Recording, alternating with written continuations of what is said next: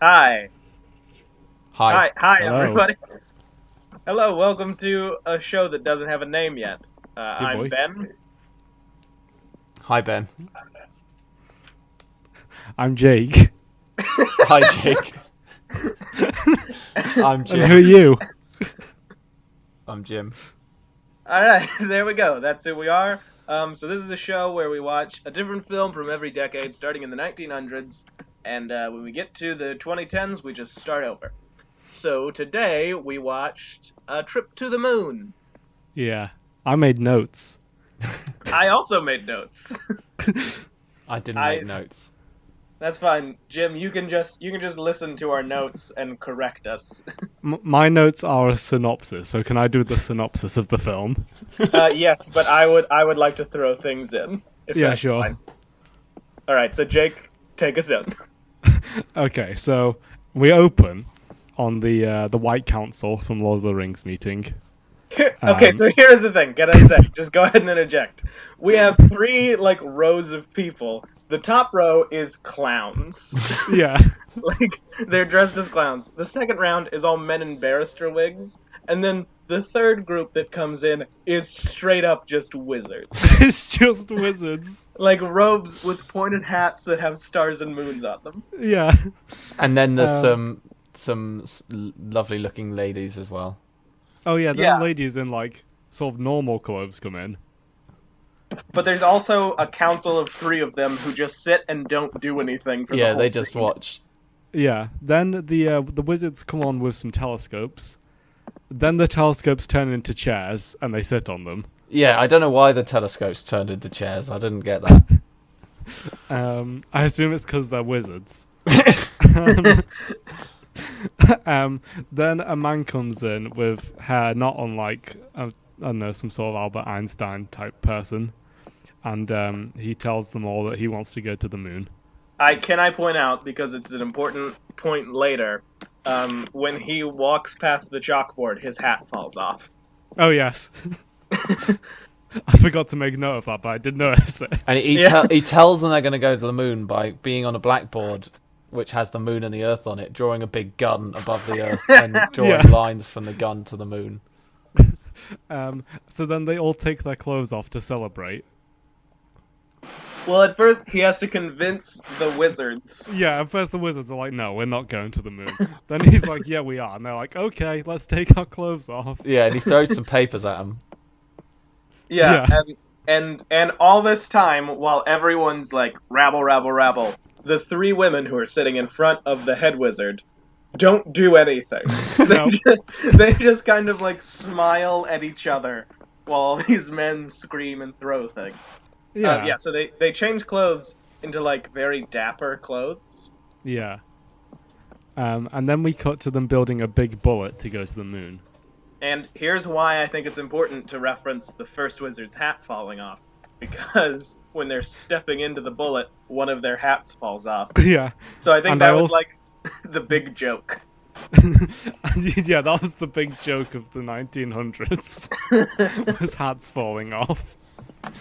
And then I also noticed during this scene, there's three men all hammering one small piece of metal over an anvil. And one of neither them misses. Yeah. Oh no. One of them misses, and none of them are putting any effort into it. Then they prepare to. Well, for some reason, the person who's in charge of the plan goes inside the bullet, looks around a little bit, and then leaves the bullet. And then Just checking in, making sure the bullet's fine. Yeah, then they all prepare to leave, while women in I assume it was swimsuits for that period of time. They are supposed to be Marines. They're supposed to be Marines. Yes, Okay. and they're wearing just shorts, which cannot be good for combat situations.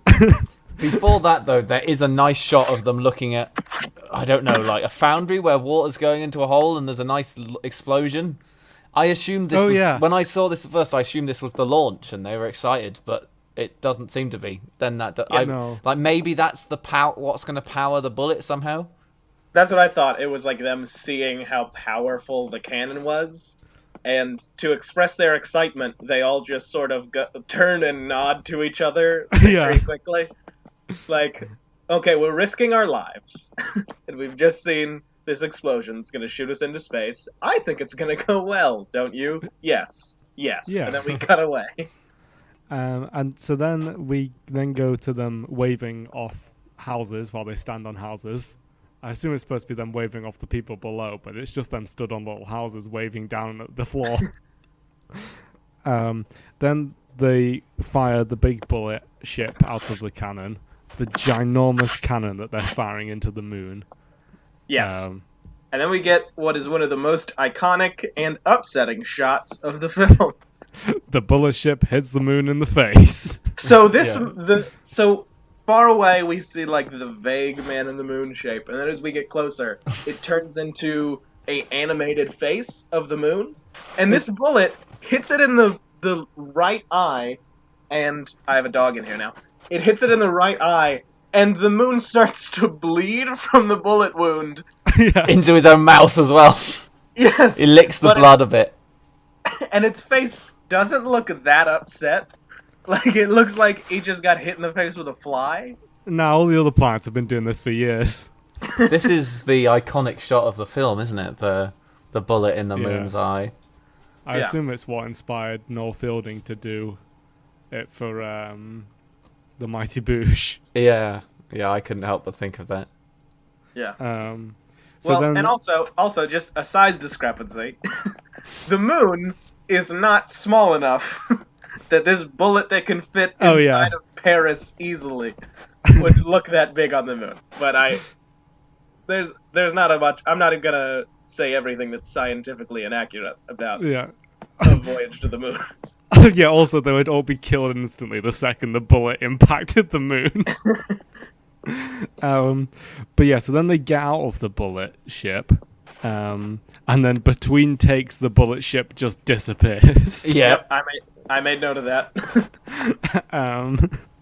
Then the wizards all go to sleep. Yeah, for a moment they're old people, so they need to have a nap. Yeah, and then David Bowie's Starman and friends appear in the sky. So the first one is the Big Dipper, and then which you guys call the plow. Do we not just call it the Big But Dipper? I think we do also just call it the Big Dipper. Oh, okay, I thought you guys called it something that wasn't childish. And then the next thing that shows up is, I know Saturn is Saturn, but I don't know who the Roman goddess of the moon is, but she's on like a swing. Yeah. That is made out of a crescent moon, and they are already on the moon, so I don't know. Yeah, what I had to know of that later. It's gonna come up. Oh, okay. It snows for a bit. Yeah, then it snows. Where am I up to? Yeah, then it snows on the moon. Then they wake up the next morning and the wizards decide to journey to the center of the moon. And inside they find mushrooms. Yeah. Well, and this is the part that I thought, like, this must have been actually very impressive. Like, if you're a person in 1902 watching this, that must have been the coolest thing you had ever seen. Because there's the part where the head astronomer puts his umbrella in the ground and it becomes a mushroom. Yeah. Yeah. I bet if you were, like, anyone watching that, you just thought, holy shit, this is the best movies will ever be. Yeah. And then an alien comes out and he rubs his butt along the ground like a dog with fleas. Yeah, I described him as a rabbit man, although because at first you can't really tell what his mask is, and I just thought it's like little rabbit ears. But then you later see it's some sort of like demon mask. But I've described him in the rest of my notes as Rabbit Man. So then the wizards murder Rabbit Man. Yep, they make him go poof. Hit him with an umbrella and he just explodes. Yep. Then the wizards murder another Rabbit Man. Then many rabbit men appear and kidnap the wizards. Then King Rabbit and the Star Childs meet the captured wizards. Yeah, they get brought into the throne room, and he's like sitting like Conan the Barbarian with two star women like wrapped around each of his legs. Yeah, and then in the background is a crescent moon in the sky, even though they're on the moon. Then the wizards escape and murder more Rabbit Men. Hold on. You skipped over my favorite part of the movie. Oh, sorry. Which is when, to get out of the throne room, the head astronomer, an old man, just runs up to the king of... I looked it up, they're called Silly Knights. Silly Knights? Silly Knights, like Selene. Oh, okay. That is, I think, actually the Roman goddess of the moon. But he runs up, grabs the king, lifts him over his head, and he turns into a rag doll. Yeah. And he, slams him on the ground and he explodes.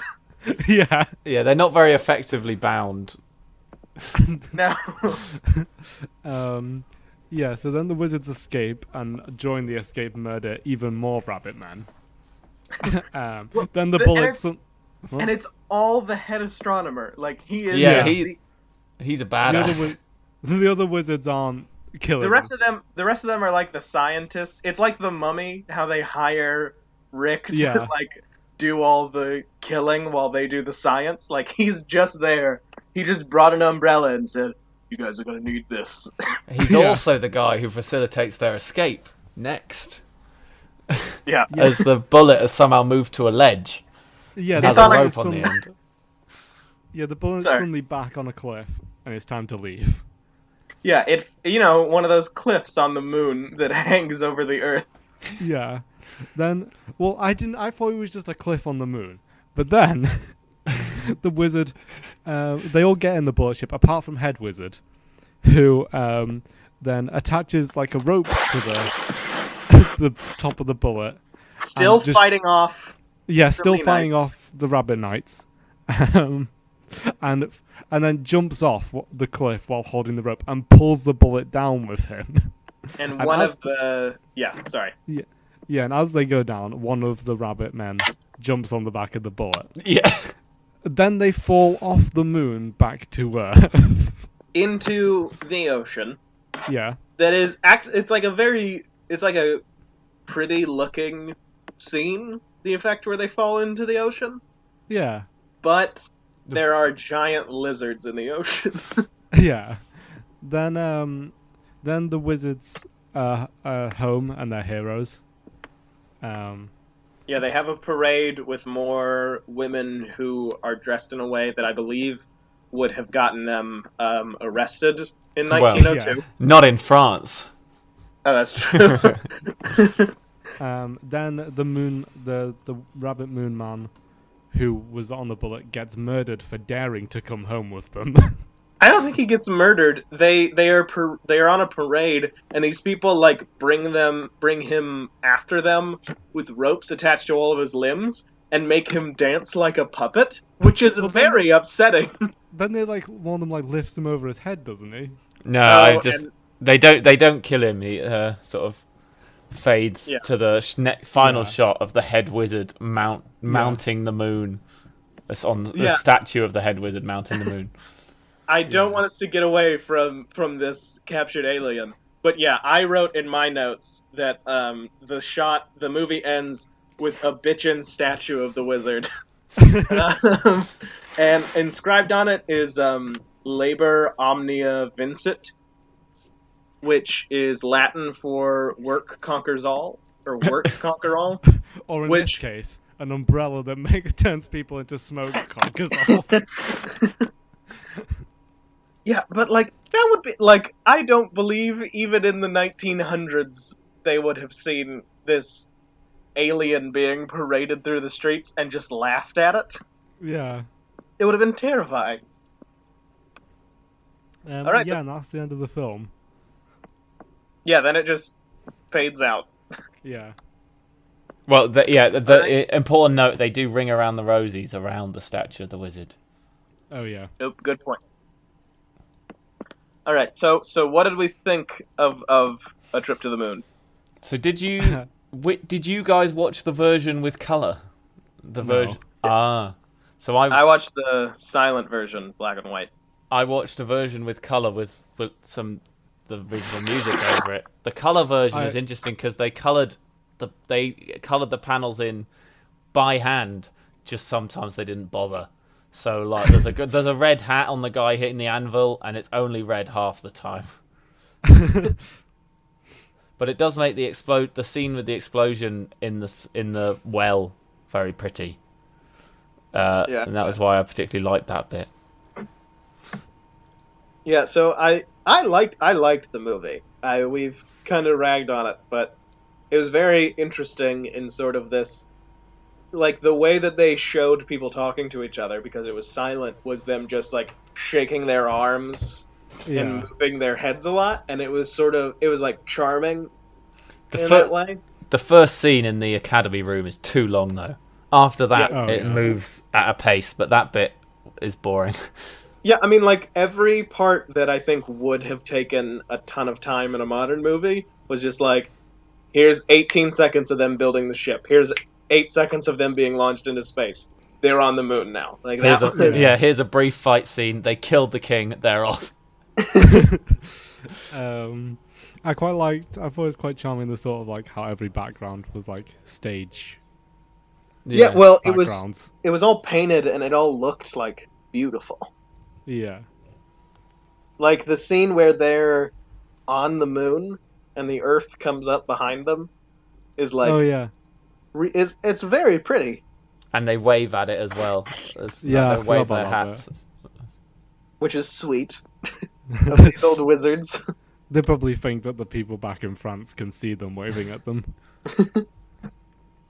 Yeah, so, I mean, we've kind of made fun of it, and I feel like anyone who listens to this that doesn't know us is probably thinking, like, this is an important movie in cinema.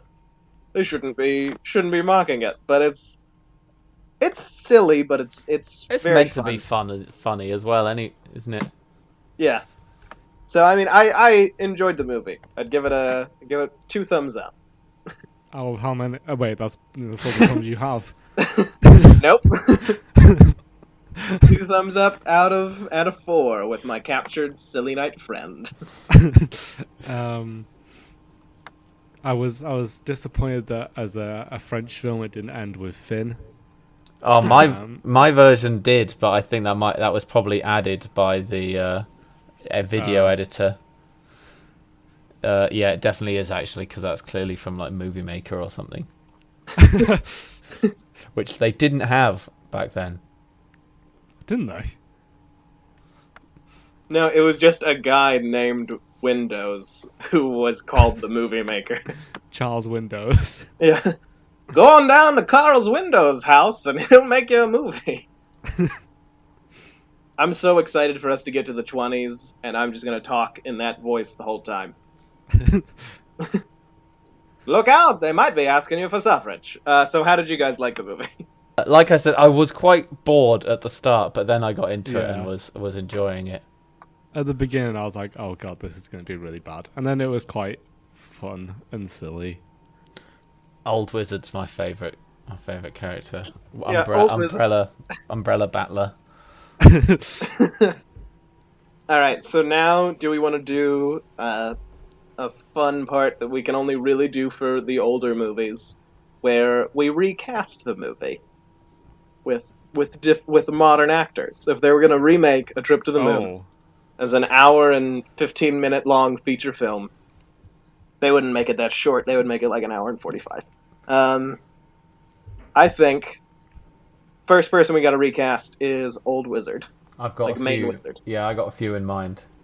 Okay, Jim, hit us with it. Clint Eastwood. I'm thinking. Clint Eastwood. Clint Eastwood could handle it. That or Ian McKellen. So I think that would be an obvious choice. Yeah.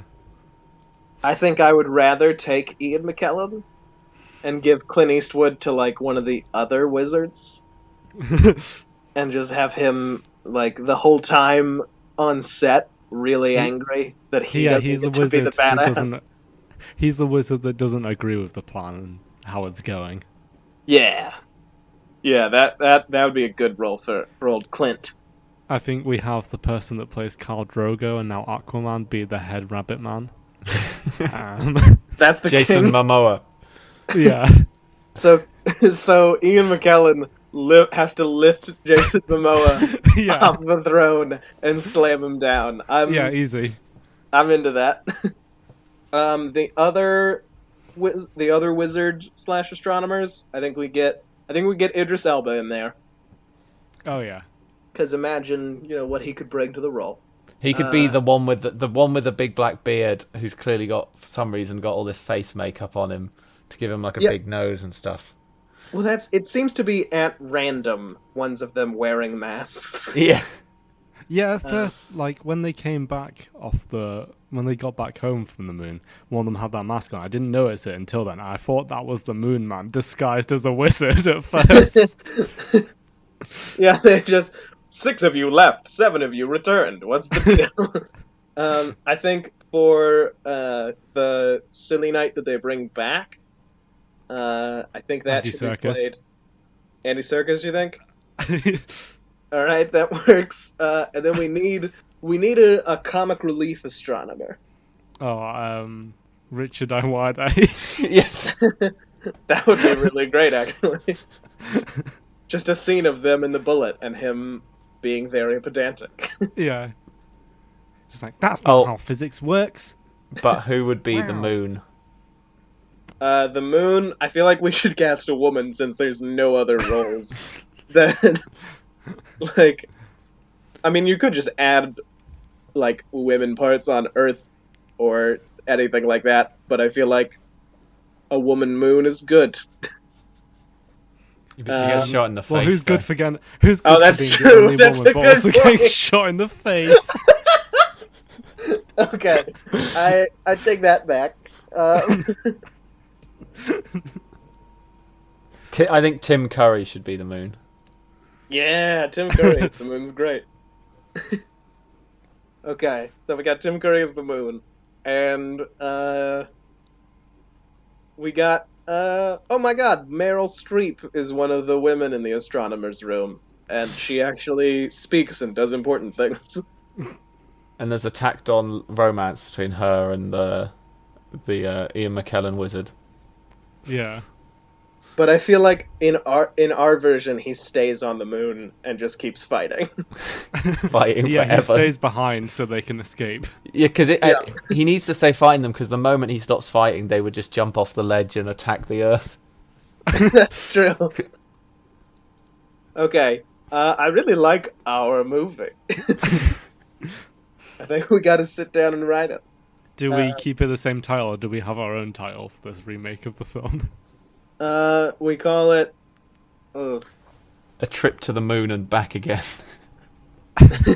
A Trip to the Doom. How about A Trip to the Doom and Back Again? A Wizard's Tale. All right. Well, that's all I had planned. Same. Do you guys have anything else? I think I'm good. It was a fun film. I'm looking forward to what we do next time. Since it's the 1910s, I hope it's not Birth of a Nation. It will not be Birth of a Nation. How do we rate George Méliès as a director? Considering everything seemed like it was done on like the first take, not great, but Yeah, it must have been a real pain to check how it had come out afterwards. Like, to see if there was see how good the cut to carrying the ragdoll looked. do you reckon they finished the whole film and they was like, oh my god, the bullet disappeared on the moon? We forgot. Maybe there was a deleted scene where they moved the bullet onto the ledge. It was like, oh, we don't need that bit. If The Simpsons has taught me anything, it's that film reel catches fire all the time. Oh yeah. The Simpsons and other films. You should never watch an old film because it'll just catch fire. I would give him maybe like a 6 out of 10. Yeah, I mean he didn't have continuity guys back then. Yeah. Now, well, and I feel like a better director would have, like you said, Jim, really cut down on that first scene. Yeah. Full Good mark. direct- Full marks for set design though. Yeah. Whoever made that cool statue of him mounting the moon at the end. I'd love to have that in my house. Looks like a heavy metal cover. All right. Well, I think that's gonna do it. Yeah. Do we agree? Yep. All right. I like the structure that we got for the show. So tune in next week when we'll hopefully have a name. Bye. For Nameless Podcast, I have been Ben Collins. I've been Jim Huckster. That's it. That's good.